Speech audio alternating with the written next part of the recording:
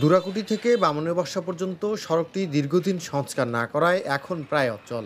অসংখ্য গর্তে ভরা রাস্তায় গাড়ি চালানো যেমন কষ্টকর, তেমনি ঝুঁকিপূর্ণ। প্রতিদিন এই দুর্ভোগ পাড়ি দিয়ে চলাচল করছেন আদিতমারি, কালীগঞ্জ ও হাতীবান্ধা উপজেলার অসংখ্য মানুষ। দইখাওয়া ও চাপারহাট থেকে প্রতিদিন এই ভাঙ্গাচোরা সড়ক দিয়েই চলে ঢাকাগামী ১ ডজন বাস, শত শত ট্রাক, হাজারো মোটরসাইকেল, রিকশা ও ভ্যান। রাস্তায় গর্ত আর খানাখন্দ থাকায় মাঝে মধ্যে উল্টে যাচ্ছে যানবাহন, আহত হচ্ছেন চালক ও যাত্রীরা। এই রাস্তাটা দীর্ঘদিন থেকে একদম অচল হয়ে আছে। রাস্তাটা কোনো সরকারি মেরামত করে না। এই এলাকাবাসী খুব কষ্টে আছে রাস্তাটা নিয়ে।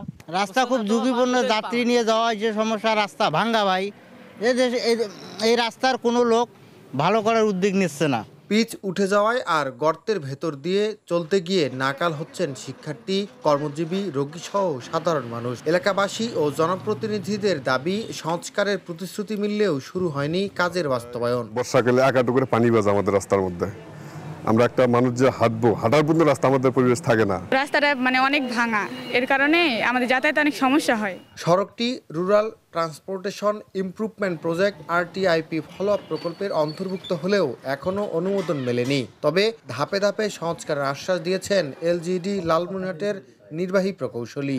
এটা প্রকল্প এখন পর্যন্ত DPP পাস না হয় কাজটা আমরা করতে পারতেছি না, কিন্তু যেহেতু অনেক জায়গায় একটু খানাখন্দকের সৃষ্টি হয়েছে, আমরা এই সামনে অর্থ বছরেই কিছু অংশ আমরা এটা রিপেয়ারের জন্য উদ্যোগ নেব। দুরাকুটি থেকে বামুনিয়াবাসা পর্যন্ত এই সড়কটি দীর্ঘদিন সংস্কার না হওয়ার কারণে সৃষ্টি হয়েছে নানা ধরনের খানাখন্দ।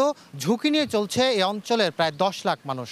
একাধিকবার জনপ্রতিনিধি এবং LGD থেকে আশ্বাস মিললেও কার্যকরী পদক্ষেপ দেখেনি এলাকাবাসী। তবে আর কোনো আশ্বাস চায় না এই অঞ্চলের মানুষ। দ্রুতই রাস্তাটি সংস্কার করে চলাচলের উপযোগী করার দাবি জানিয়েছেন তারা। জামাল বাদশা, দেশ টিভি, লালমনিরহাট।